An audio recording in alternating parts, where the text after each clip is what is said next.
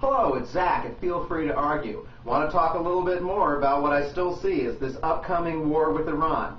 First, we're going to look at the fact that there's no case for going to war with Iran. Secondly, I'm going to read you a couple of statements I found online which I think really clearly illustrate how hypocritical our whole stance towards Iran is. And finally, I want to talk about the whole attack on Iran as a political calculation so we're all kind of on the same page with it.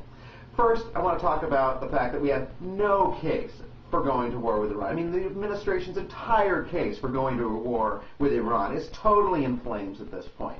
I mean, you have the weapons cache that wasn't, these 20,000 weapons that were supposed to be the proof that Iran was funding and supporting the insurgency in Iraq and helping them to kill, American troops and whatnot. But of course, that whole thing had to be canceled because U.S. ballistics experts went in on all these 20,000 weapons and found that none of them were actually from Iran. And then you have the weapons of mass destruction. Well, once again, doesn't this sound familiar? We need to remember, of course, that these are the same people who cooked up the weapons of mass destruction for Iraq that weren't there. And so I think we can trust our own national intelligence estimate. But I think in terms of how bogus this entire case is, I think nothing says it better than the Iraqi government itself.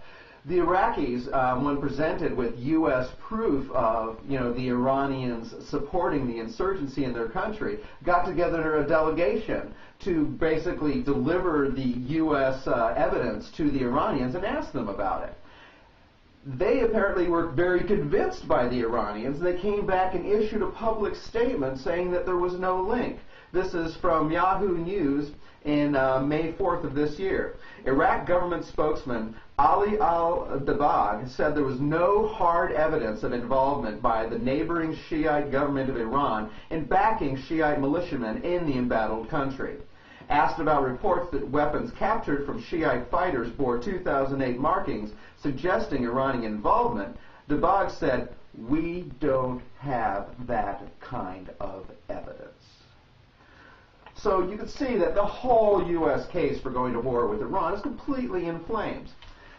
And it should be, because it's a hypocritical position to begin with. I got this really good statement. It's from Amir Arfa, who is an Iranian journalist. General David Petraeus suggested that Iraq had no desire to be the 51st state of Iran. For your information, General, Iran has 30, not 50, provinces, ostands, and not states. Nor did Iran invade and occupy Iraq in 2003. Nor did it draft Iraq's constitution. Nor did it draft Iraq's oil law. Nor does it have over 150,000 troops in Iraq.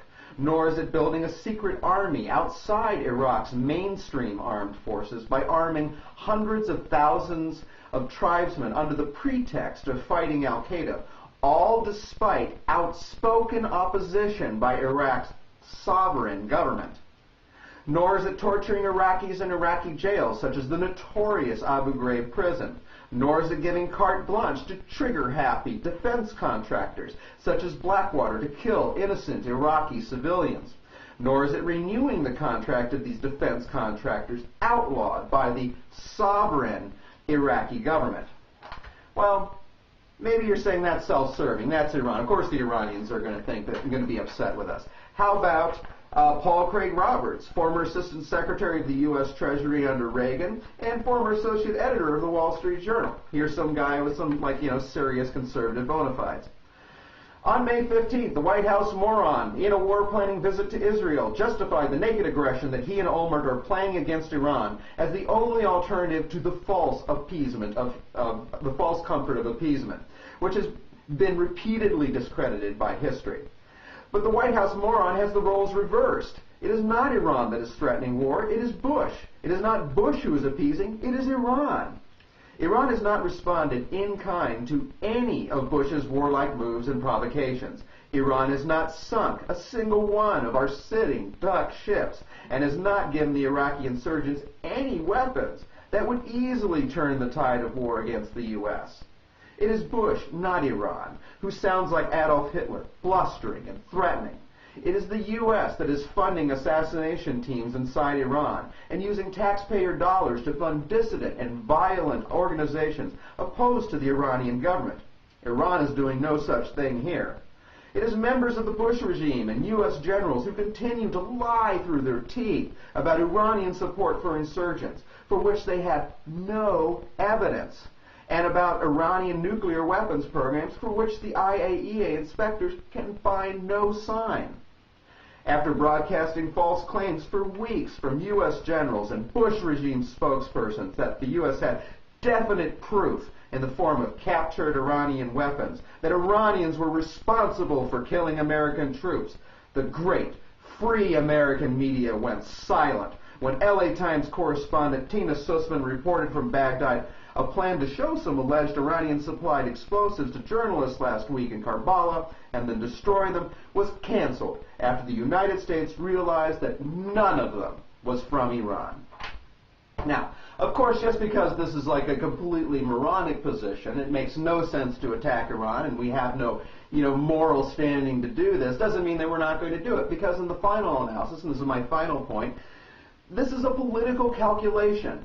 And there's only one question that the people who are in charge of the Republican Party right now care about, and is that whether we attack Iran or not, is that going to help John McCain? Is it going to help John McCain to get elected if we have like a fresh war? And I think there's an arguable case to be made for that. It will heighten what a lot of people see as the major difference between McCain and Obama. You have McCain as the war hero, tortured in, Vietnam, and then you have, Obama, who looks very young and fresh, and he's got a lot of, attractive ideas, but people are going to be very worried about him, if the war gets intensified, we have fresh war. So I think this is actually looking like a fairly rosy calculation to the Republicans. And for that very reason, I think the more likely it looks that McCain is going to lose, the more likely an attack on Iran becomes. So how do we fight this?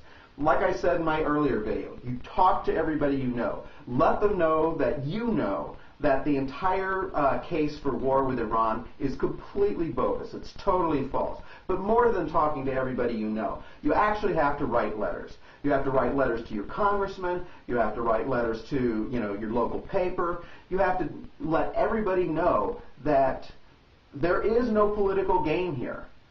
I mean, if the Republicans, if Bush decides to attack Iran against all available intelligence, then he's got to know that there's going to be political ramification. That political ramification is going to be people voting against the Republican Party.